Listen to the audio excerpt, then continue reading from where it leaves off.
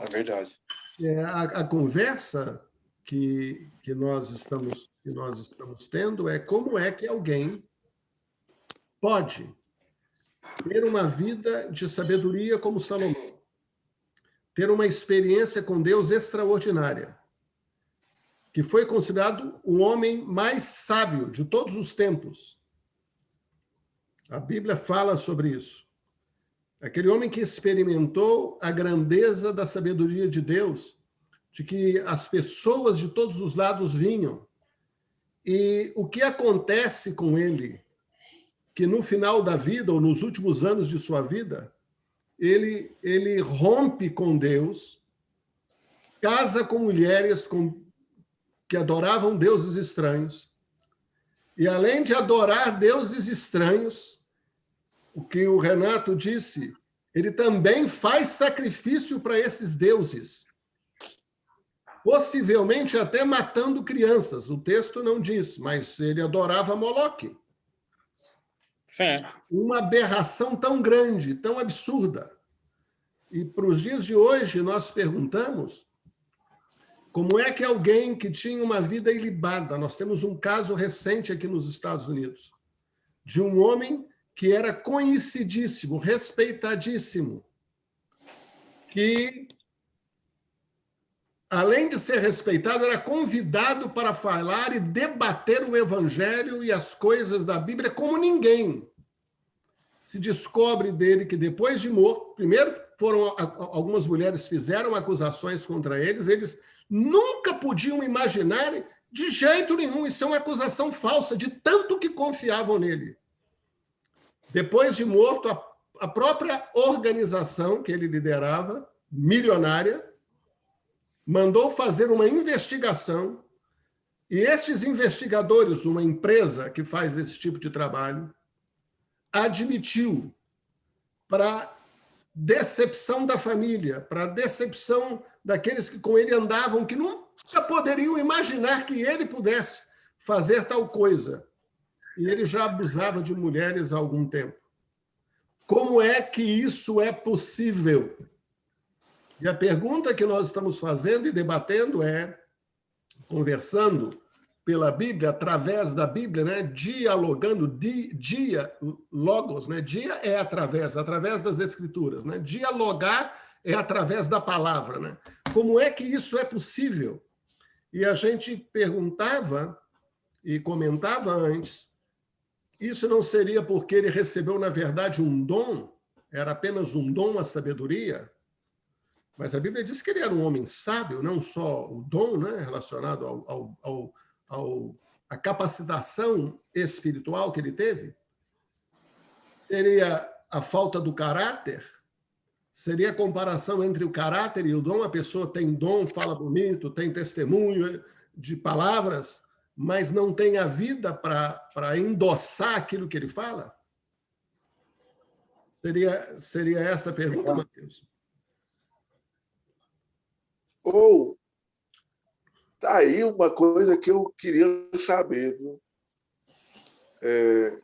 Por causa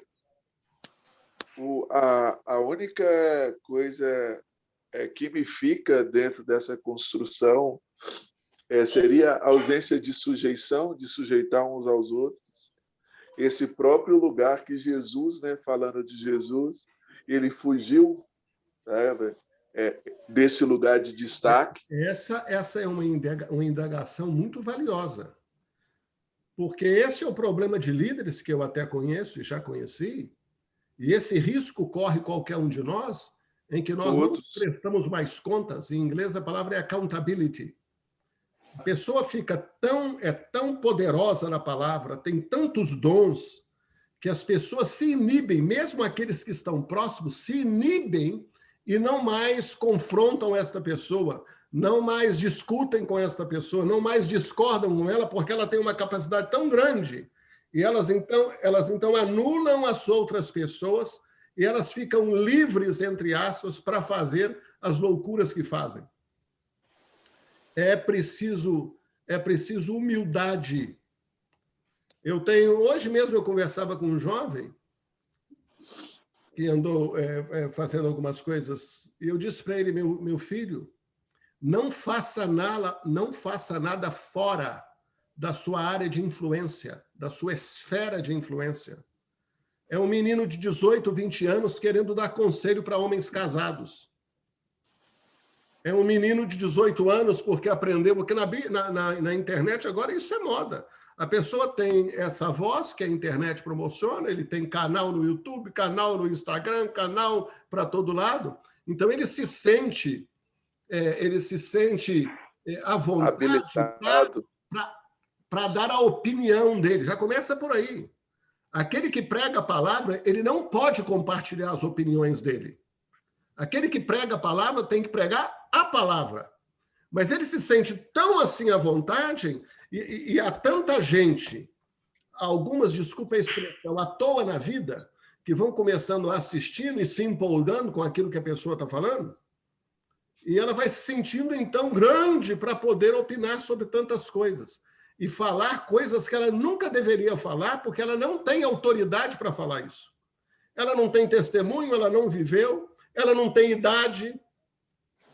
Eu lembro na minha vida, a minha experiência, que mesmo jovenzinho, porque eu lia muito a Bíblia, porque eu lia livros, então, às vezes, vinham senhoras para se aconselhar. Davi fala isso sobre isso no Salmo 119, que os mais velhos procuravam o conselho dele porque ele meditava na palavra. É diferente. Eu fiz um texto hoje e um amigão meu, ele começou a questionar o texto que eu fiz. É a minha natureza de ter uma opinião muito forte, de falar o que pensa, e eu comecei a discutir com ele. Mas, no fundo do meu coração, eu estava agradecendo a Deus que eu tenha um amigo para me confrontar, que eu tenha um amigo para questionar aquilo que eu falo, que eu tenha um amigo para dizer, não é bem assim. Pelo menos o que ele entende das Escrituras, eu vou mostrar o que entendo. Se nós não tivermos esta prestação de contas um com o outro, que o Mateus está se referindo, nós corremos este risco de nós acharmos que já somos tão grandes, tão abençoados, com tanta autoridade, e já não escuta mais ninguém. Né? É o caso que aconteceu com esse homem, tão famoso. Eu já vi debates que ele participou, realmente era um dom enorme, mas há uma diferença entre o dom e a diferença entre o caráter. O que a gente chama de diferença entre o dom e a diferença entre o fruto. Há uma separação. Você pode ter um dom de eloquência, você pode falar bonito, você pode dizer um monte de coisa certa, mas o fruto, que é o seu caráter, o seu testemunho, as suas ações, a sua vida prática, não coincide com a palavra que você prega. Verdade.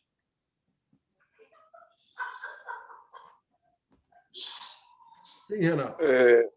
Comentando aí dentro do... o comentário cai mais como pergunta, né? Para essa realidade, como diante de tanta promoção, né, que a gente vive, né, a gente encontra... tipo assim, para tudo que a gente fala, né, a gente acaba encontrando um público que agrada e um público que desagrada.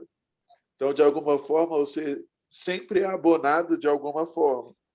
Como fugir dentro dessa construção? Como apartar, né, desse lugar onde a gente acaba sendo orientado pela nossa própria ciência, né? A própria capacidade de raciocínio, de pensar as escrituras, né? Hoje todo mundo tem acesso, está para todo mundo, e você pode pensar isso de diversas formas. Então, assim, a capacidade de discernir o que é errado não fala que a gente está andando sobre o que é certo, né? É a gente apontar que tem um monte de coisa errada na igreja sem perceber que a gente precisa de conversão. Como ir para esse lugar? Como conservar esse coração? Acredito que o dom ele depende muito de um coração adorador de verdade, né? Em amor, em quebrantamento, em humildade. E quando o pregador, seja lá quem for, que tenha um determinado dom, começa a pensar no custo-benefício entre exercer o dom e se autodesmoralizar, né, reconhecendo um erro, alguma coisa, um pecado, alguma coisa, quando ele faz essa conta de custo-benefício, ele se torna uma forma de sociopatia, né? Ele desenvolve uma habilidade deliberada de ocultar quem ele é, pensando que a utilidade dele é mais importante do que o coração dele, né? Você vê que muitos falam de certa forma como se fosse um autossacrifício deles daquele que prega bem, por exemplo, de continuar pregando independente da forma como vive, por acreditar que ele é muito necessário, né? Quando você volta-se para si mesmo e as pessoas passam a viver em torno de você, você já se tornou um ídolo. Tem pessoas que não adoram ídolos. Sim. Pior, elas se tornam os ídolos. Elas se tornam uma pedra de tropeço para outras pessoas. E na realidade evangélica do Brasil, isso acontece. Aqui isso acontece. Houve uma época, 1992, 1993, eu pregava nas igrejas e tinha tanta manifestação do poder de Deus que era uma coisa exuberante. Eu ainda vejo muito dessa manifestação.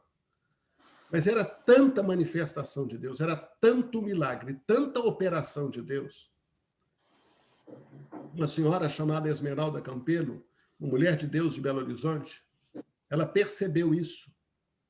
Porque um dia eu fiquei assustado, uma mulher, uma moça, eu estava passando, terminado a reunião, ela falou assim, deixa eu tocar nele, deixa eu tocar na bênção, deixa eu tocar na bênção. Aquilo me assustou. E eu fiquei apavorado com aquilo, sinceramente. Eu contei para ela, falei, irmã Esmeralda, está acontecendo isso e isso. Ela falou uma coisa louca para mim na época, não soou bem, talvez nem vai soar bem. Ela disse, quando alguém fizer isso com você, dá um coice nela. Uma resposta. Para ela lembrar que você é humano. Para ela lembrar que você erra. Para ela lembrar que você é igual a todo mundo.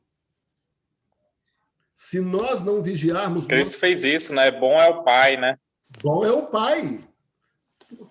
O que me disse que ali havia já uma relação meio estranha, né? Não. A minha vida deve espelhar e o brilhar para Jesus. Não quer dizer que você vai negar aquilo que Deus te deu. Alguém fala assim, olha, você é uma pessoa muito sábia. Aí você fala assim, que isso? Não é bem assim, não. Já viu as pessoas falando assim? Não é bem assim, não. Isso é religiosismo, sei lá o que é isso. Não, você é uma pessoa... Não que eu tenha alcançado. Não que eu tenha alcançado. Graças a Deus que você lhe dá sabedoria. Você admite quem você é. Romanos capítulo 2 fala que você não deve pensar além do que você é. Sim. Ser humilde não é você se abaixar tanto, isso não é humildade. Tem muita gente que se abaixa tanto, mas no coração continua altivo. Tem a ver com o seu coração, tem a ver com a sua vida. Agora, voltando àquilo que nós estamos conversando, que o Mateus trouxe hoje, né? Como é que alguém cheio de sabedoria foi considerado o homem mais sábio da Terra? No final, vamos usar uma gíria popular, pisa tanto na bola. Ele foi exortado, ele foi disciplinado, de acordo com Salmos 89, Deus tinha feito uma aliança com Davi, de que a benignidade dele não se apartaria. Está lá no Salmo 89, versículo 30. Você deve ler esse salmo todo, vai ajudar a trazer luz, né?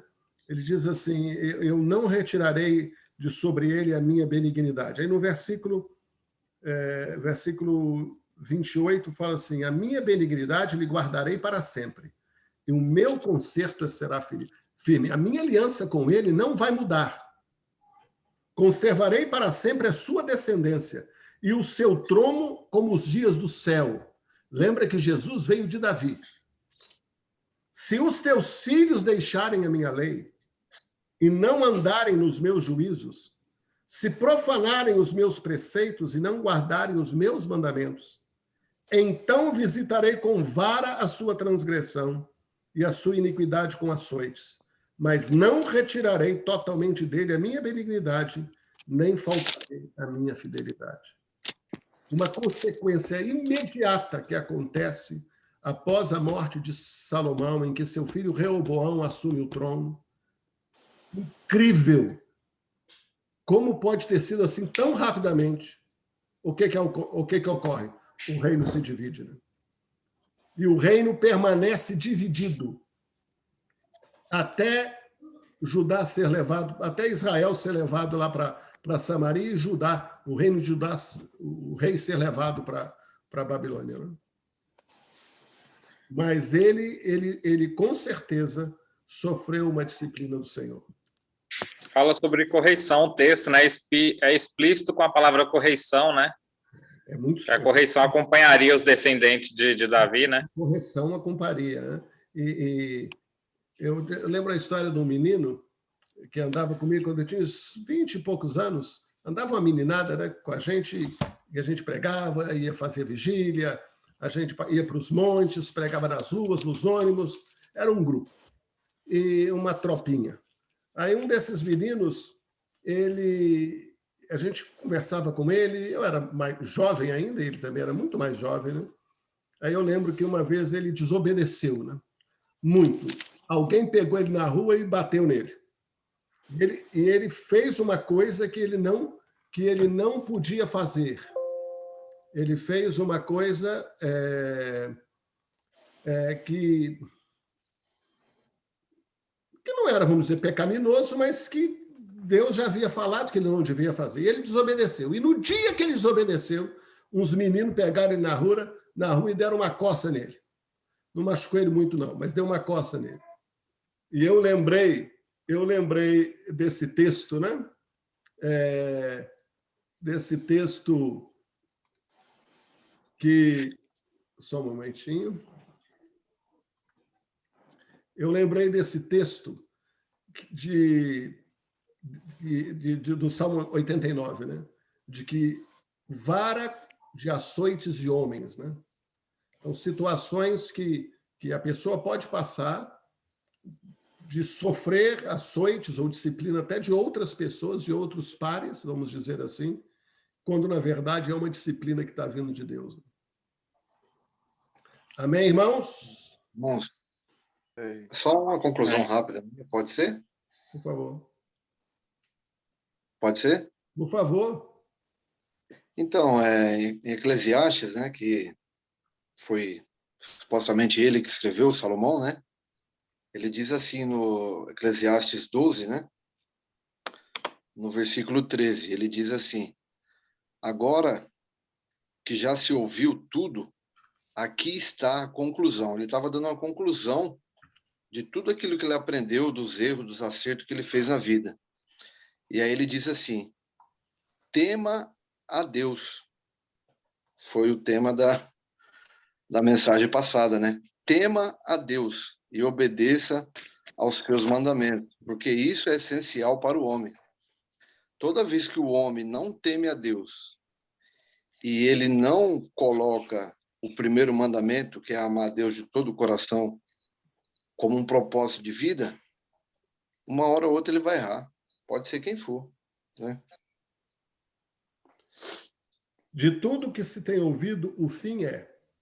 E há muitos que creem, eu também creio, que essa tenha sido uma palavra que ele escreveu praticamente no final da vida, né?